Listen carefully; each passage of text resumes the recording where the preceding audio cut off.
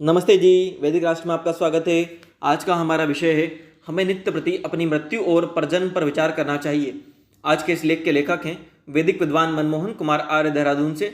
आगे बढ़ने से पहले आपको बता दें कि वैदिक राष्ट्र पर हम लगातार वेद के सिद्धांतों से जुड़े विषय आपके लिए लेकर आते हैं। इसीलिए वैदिक राष्ट्र को लाइक करें, शेयर करें, सब्सक्राइब करें, बेल आइकन की घंटी को दबा दें और अपने कीमती सुझाव कमेंट अवश्य करें और वेद प्रचार के इस अमूल्य कार्य में हमारा सहयोग करें। आइए आगे बढ़ते हैं, विषय की ओर चलते हैं। हम मनुष्य होने से चिंतन, मनन, विचार करने के साथ सदग्रंथों का पता लगाकर उनका अध्ययन व स्वाध्याय कर सकते हैं। किसी न किसी रूप में मनुष्य यह कार्य करते भी हैं। यह कार्य को करते हुए हमें इस संसार के रचयिता परमात्मा के सत्य स्वरूप व उसके गुण, कर्म, स्वभावों सहित अपनी आत्मा के सत्य स्वरूप का विचार भी करना चाहिए। जब हम विचार करेंगे तो हमें वास्तविक स्थिति का ज्ञान होगा। बिना अध्ययन व गुरुजनों के उपदेशों के हम ईश्वर व आत्मा के सत्य स्वरूप को नहीं जान सकते। आजकल सदगुरुओं का मिलना कठिन और असंभव सा हो गया है। गुरु तो अनेक हैं, परंतु गुरुओं के यथार्थ लक्षण आजकल के गुरु में घटते व विद्यमान नहीं होते। परमात्मा भी हमारा गुरु है। सत्यार्थ प्रकाश ग्रंथ में इसके लेखक ऋषि दयानंद ने गुरु शब्द के विषय में बताया है कि जो सत्य धर्म का प्रतिपादक, सकल विद्यायुक्त, वेदों का उपदेश करता, सृष्टि की आदि में अग्नि, वायु, आदित्य, अंगिरा, ब्रह्मा आदि गुरुओं का भी गुरु, और जिसका नाश कभी नहीं होता, इसीलिए उस परमेश्वर का नाम गुरु है। ऋषि दयानंद ने ही सत्यार्थ प्रकाश के परिश्रेष्ठ में कहा है कि स्वमंतव्य सत्यार्थ प्रकाश में गुरु के विषय में कहा है कि माता पिता और जो सदा सत्य ग्रहण करावे और असत्य को छुड़ावे वह भी गुरु कहलाता है। ऋषि दयानंद रचित एक लघु पुस्तक है जिसका नाम है आर्योपदेश रत्नमाला। इस पुस्तक में ऋषि दयानंद ने वेदों व धर्मशास्त्रों का अध्ययन करके धर्म आदि का अध्ययन करने पर ज्ञात होने वाली प्रमुख मान्यताओं को अपनी सरल हिंदी में परिभाषित किया है। इस पुस्तक में गुरु के संबंध में उन्होंने कहा है कि जो वीरदान से लेके भोजन आदि करा के पालन करता है, इसके पिता को गुरु कहते हैं, और जो अपने सत्योपदेश से हृदय के अज्ञान रूपी अंधकार को मिटा देवे उसको भी गुरु आचार्य कहते हैं। समाज व देश देशांतर में आज जैसे सत्य धर्म के प्रतिपादक, सकल विद्यायुक्त, वेदों का उपदेश करने वाले, निभ्रांत ज्ञान रखने वाले और देने वाले आप्त पुरुषों का मिलना संभव नहीं हो पाता, वो कठिन तो है ही।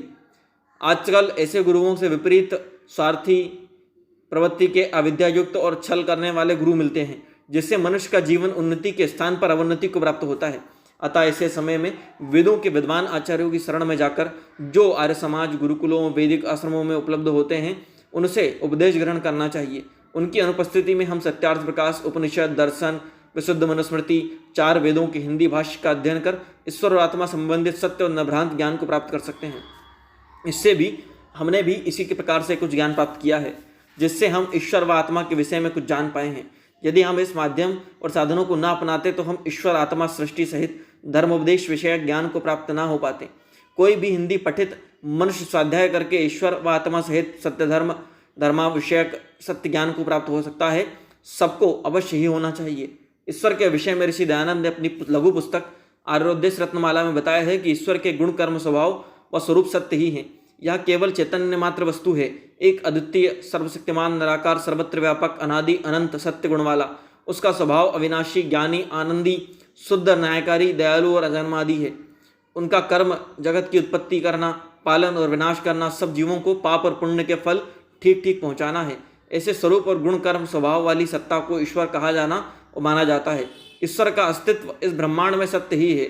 जो मनुष्य ऐसा जानते और मानते हैं वही विद्वान होते हैं, और जो नहीं जानते वह मूढ़ और अज्ञानी होते हैं। जीव के सत्य स्वरूप का वर्णन भी वेदों के मर्मज्ञ ऋषि दयानंद ने किया है।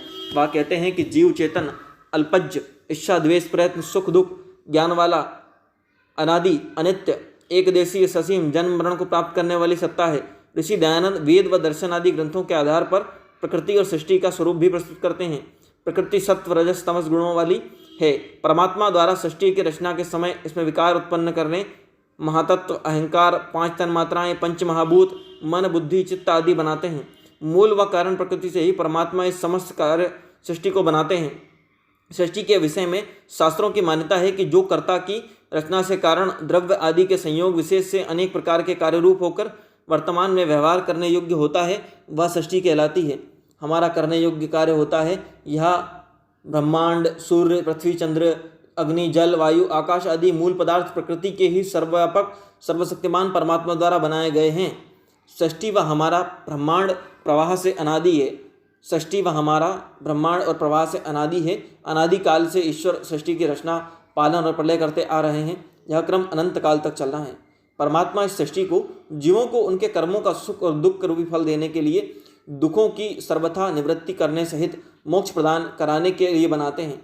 इस कारण हम जीवात्माओं के अनादि काल से जन्म और मरण होते आ रहे हैं। हम जो जैसा जैसा कर्म करते हैं उसके अनुसार ही परमात्मा ने हमें उसके सुख और दुख रूपी फल दिए हैं। वेदों का अध्ययन कर हम वेदाचरण, सत्याचरण, धर्माचरण सहित सब मनुष्यों व जीवात्माओं के साध्य परमात्मा की उपासना कर मोक्ष को प्राप्त करते हैं। मोक्ष की अवधि समाप्त होने पर जीवात्माएं पुनः मनुष्य योनि में जन्म लेकर कर्म बंधन में आती हैं। उनका जन्म और मरण अर्थात पुनर्जन्म होता जाता है। जीवात्माएं अनादि, नित्य सहित अमर व अविनाशी भी होती हैं। अतः इनका जन्म व मरण सनातन शाश्वत है। अनंत काल तक इनके जन्म और मरण का क्रम जारी रहेगा। जीवात्मा की इस स्थिति और गति को जानकर हमें अपने जीवन की स्वाध्याय, कर्म और उपासना विषयक योजना बनानी चाहिए। यह योजना यही है कि हम दुखों से बचे रहें, अधिकतम सुखों को प्राप्त हों। इसके लिए हमें पाप और अशुभ कर्मों का सर्वथा त्याग करके पूर्ण कर्मों का ही वर्ण करना होगा।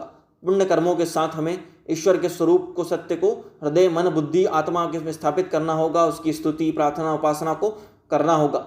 उपासना ईश्वर के सत्य गुणों का ध्यान करने, उसको सब प्राणियों को सत्प्रेरणाओं तथा सत्कर्मों को प्राप्त करने के लिए प्रार्थना भावना को करते हुए करते हैं। यम और नियमों का पालन करते हुए हम जीवन व्यतीत करते हैं। ईश्वर उपासना सहित हम वेदाज्ञा के अनुसार दैनिक देवयज्ञ, अग्निहोत्र तथा पितृ, अतिथि, बलिवेश, देवेश यज्ञों को भी करते हैं। ऐसा करते हुए हम सभी दुखों से मुक्त होकर ईश्वर को प्राप्त होकर मोक्ष की प्राप्ति करने के पात्र बनते हैं। जो मोक्ष की अवस्था हमें ईश्वर के द्वारा प्राप्त होती है, हमें मोक्ष को ध्यान में रखकर ही अपने जीवन व्यतीत करने की योजना बनानी चाहिए, जिससे वेद और शास्त्रों सहित ऋषि दयानंद के वेदानुकूल वेद संबद्ध ग्रंथ सत्यार्थ प्रकाश, ऋग्वेद भाष्य भूमिका, संस्कार विधि, आर्याभिविनय, वेद भाष्यम, व्यवहार भानु, पंचमहायज्ञ विधि, गोकर्णानिधि ऋषि दयानंद का जीवन चरित्र सहायक होते हैं। ईश्वर, आत्मा और प्रकृति अनादि, नित्य सत्ता, सनातन सत्ताएं हैं। अतः ईश्वर इस सृष्टि को अनंत काल तक बनाएंगे ही, और सब जीवात्माओं को उनका पूर्वजन्मों के कर्म के अनुसार जन्म भी होगा। अतः हम जन्म व मरण के कदापि नहीं बच सकते। इस जीवन में अवश्य ही मरेंगे और इसके बाद हमारा पुनर्जन्म भी होना ही है। यह पुनर्जन्म हमारा इस जन्म के शुभ अशुभ, पाप पुण्य कर्मों के आधार पर होगा। हम में से कोई नहीं चाहेगा कि वह पुनर्जन्म लेकर पशु, पक्षी, गधा, घोड़ा, बैल, कुत्ता, बिल्ली, सर्प, सूअर आदि बने। हम भी नहीं चाहते। अतः हम परजन्म और पुनर्जन्म में दुखों को प्राप्त ना हो, इसके लिए हमें वर्तमान जन्म में भी सभी अविद्यायुक्त अशुभ पाप कर्मों को तत्काल त्याग देना चाहिए।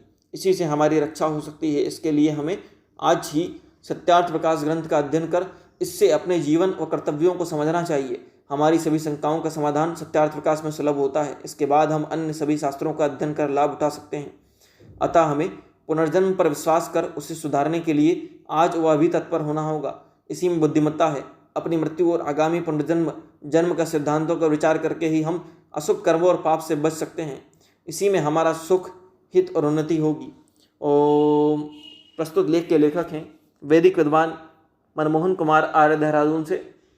आपको बता दें कि वैदिक राष्ट्र पर हम लगातार वेद के सिद्धांतों से जुड़े विषय आपके लिए लेकर आते हैं।